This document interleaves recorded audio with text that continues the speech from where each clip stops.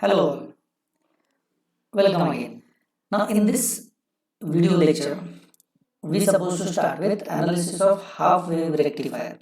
Right. In previous lecture, we had discussion about circuit diagram of half wave rectifier, the operation of half wave rectifier. We have seen the waveforms that we obtain in half wave rectifier.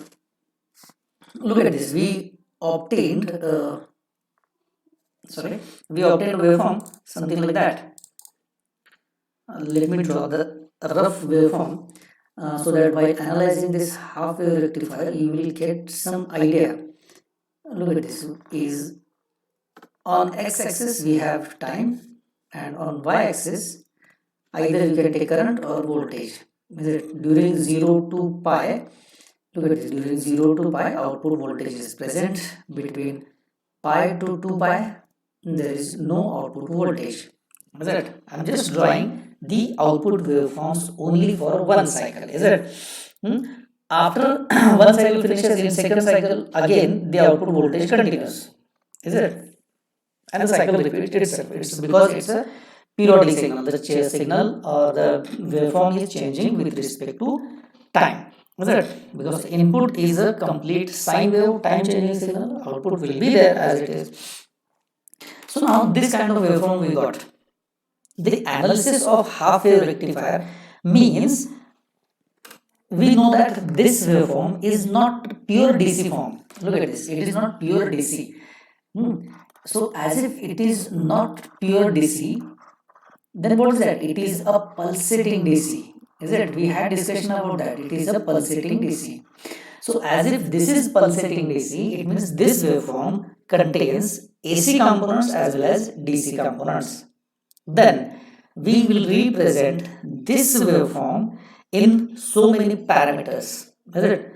Or else we will derive many parameters for this waveform. For example, for this wave which is present between 0 to pi and which is not present between pi to 2 pi, we will calculate DC current, we will calculate DC voltage, we will calculate how much AC current component is there. Generally, if it is AC component, then we have to write its RMS value, and we will calculate its AC voltage also. Like this, we will find out different parameters, around more than 10, 13 or 14 parameters we will find for this half wave rectifier's waveform. So let us start with the analysis. First, as I have written IDC, we will start with IDC. Let me write down the first parameter as IDC. DC means average value. So you can say it is output DC current, or you can say average current. Is it? So in this waveform, if I am considering it as a current waveform, then what is the average value of this waveform? Look at this. What is the average value of this waveform? That average value will be my IDC. Now the waveform itself is a periodic signal. Then I am interested in finding the average value of a periodic signal. Average value of a periodic signal. And generally how we calculate or how we get the value or value of a periodic signal, average value of periodic signal, we have a method, that is the area of the periodic signal for one cycle, is it, divided by the base cycle or base period, or I can say here period. Look at this. Area divided by period is the average value for any periodic signal. That is known to us. From the background of mathematics, we know that if I have a periodic signal and if I want to calculate its average value, then the option is, first we have to take area for a complete cycle, then what is the period of that cycle. That's all. Two things are needed. Is it? Area of the waveform is, look at this. In positive half cycle, we have this active area. During negative half cycle, there is nothing. Is it? So that's why how to get this area, to calculate area, generally what we do, we integrate this surface over a period. Look at this. 0 to 2 pi, then if this waveform has maximum value or peak value is Im is the maximum value reached by this function, by this signal, by this waveform, then I have to write 0 to pi, then Im sine omega t d omega t divided by, now what is the period of a cycle? It is 0 to 2 pi, it is 2 pi. Then that is how I can calculate the average value of a signal, is it? So as if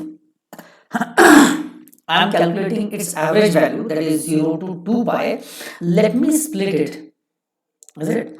For the sake of simplification, let me split those between 0 to pi and pi to 2 pi. You will understand why I am doing this. Now I will write Im sine omega t d omega t plus, now it is pi to 2 pi. Like this I am going to cover 0 to pi and pi to 2 pi, that is 0 to 2 pi. I will write here Im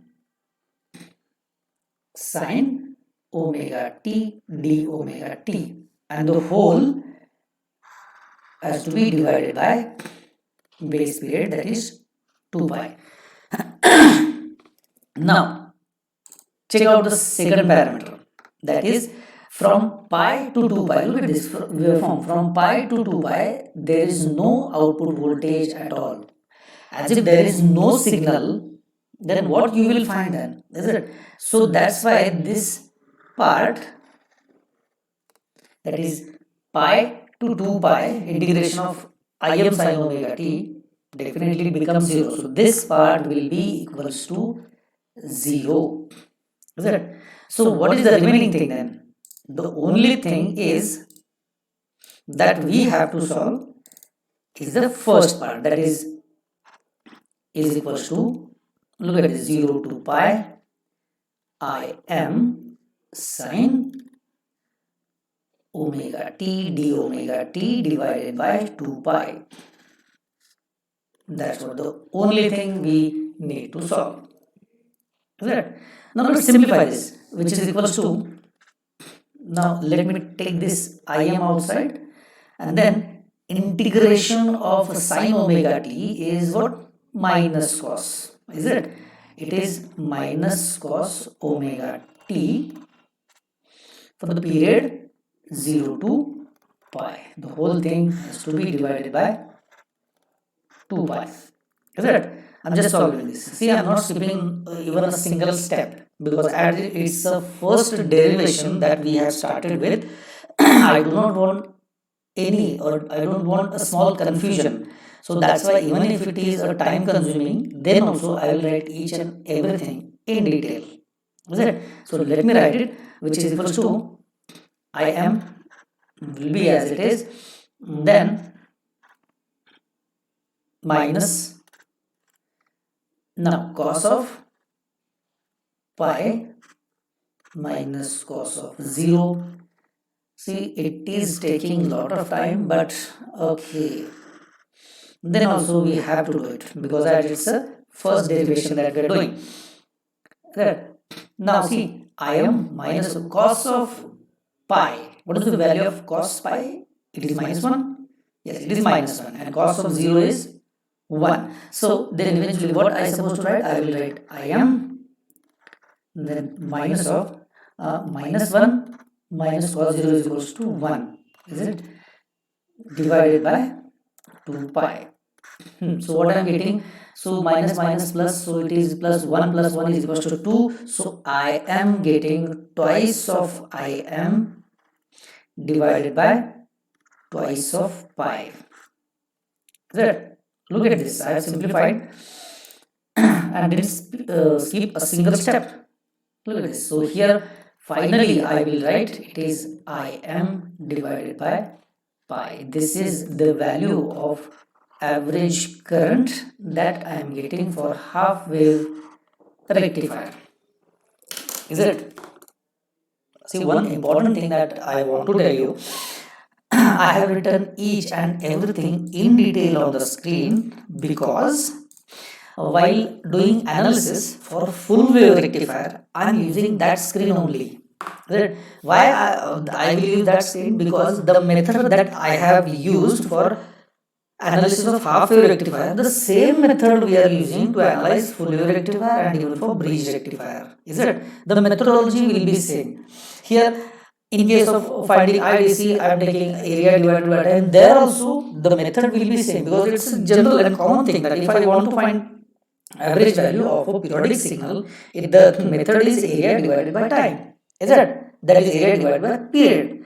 So that's why this screen, whatever I have written here, the same process we have to follow in case of full wave center arc rectifier and full wave bridge rectifier. Right? So now it is the first parameter, that is IDC we have derived. IDC is equals to Im by pi.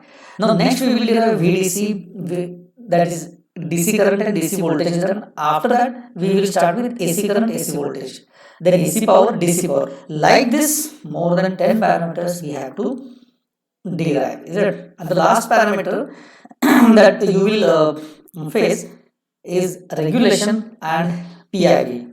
Right. So regulation part, we'll keep it for practical session. When I start with practical session, then I will explain what is regulation exactly. Because here the exact use of regulation and the exact parametric study you will understand when I start with practical sessions or something. Is it? So for the time being, this is the first parameter IDC for half wave rectifier, which is Im by pi. Is it? Thank you.